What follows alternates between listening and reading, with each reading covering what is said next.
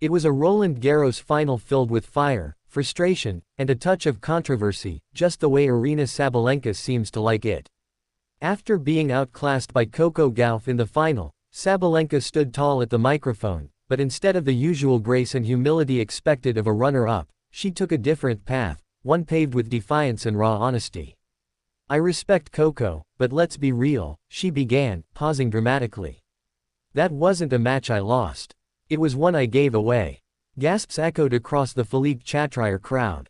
This wasn't your average post-final platitude. Sabalenka wasn't here to play nice. She was here to send a message. That message only got louder in the press room. With her trademark ice blue stare and unmistakable edge, she expanded on her view of the match, roping in none other than Iga Swiatek into the conversation.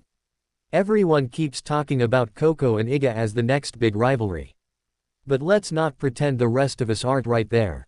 I'm number one for a reason," she declared, defiant even in defeat. The reporters leaned in. Sabalenka was in full flight now. "Look, I'm not here to sugarcoat it. I played tight. But people are acting like I got destroyed out there. I fought. I had my chances. And if I'd taken them, we're not having this conversation." Social media lit up. Former players started weighing in. And it didn't take long for one of the biggest names in tennis history to jump into the fray, 8-time Grand Slam champion Jimmy Connors. "This isn't what you want to hear from a champion," Connors said on his podcast. "You lose, you shake hands, you give credit, and you come back stronger. You don't downplay your opponent's win because your ego's bruised."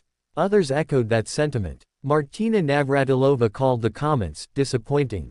Chris Evert said it was a moment to reflect, not react. But Sabalenka wasn't backing down. In fact, she doubled down on Instagram hours later, posting a photo of herself mid-roar with the caption, "I said what I said." The tennis world had itself a new post-match firestorm. This was Sabalenka's second Grand Slam final loss of the year. Back in January, it was Madison Keys who dismantled her in the Australian Open final, a defeat that many believed would humble the Belarusian powerhouse. But if anything, it only added fuel to the fire.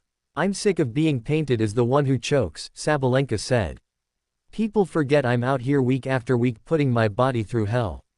2 finals in a year isn't failure. It's progress. Even if it doesn't look the way people expect." Still, questions swirled. Was this confidence or denial? Swagger or insecurity? Sabalenka's response: "You don't get to number one by being soft." She certainly hasn't been soft. Sabalenka has bludgeoned her way through the season with her thunderous ground strokes and emotional, often volcanic on-court energy. Her rise to world number one has been built not on finesse, but on brute force and relentless belief.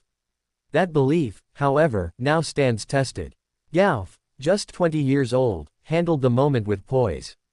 In her own speech, she thanked Sabalenka for pushing me to be better every time we play.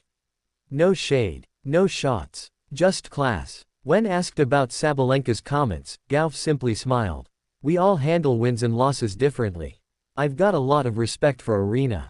She's a competitor. And I know we'll have more battles ahead." Swiatek, for her part, remained above the fray. When pressed for a reaction, she simply said, "The results speak for themselves." That may have stung. Still, Sabalenka isn't someone who shrinks from the spotlight. If anything, criticism seems to energize her. Already, her team is back at work, preparing for Wimbledon. "I'll use this," she said. "All of it. Every headline, every quote, every tweet. It's just more fuel. Whether or not that fire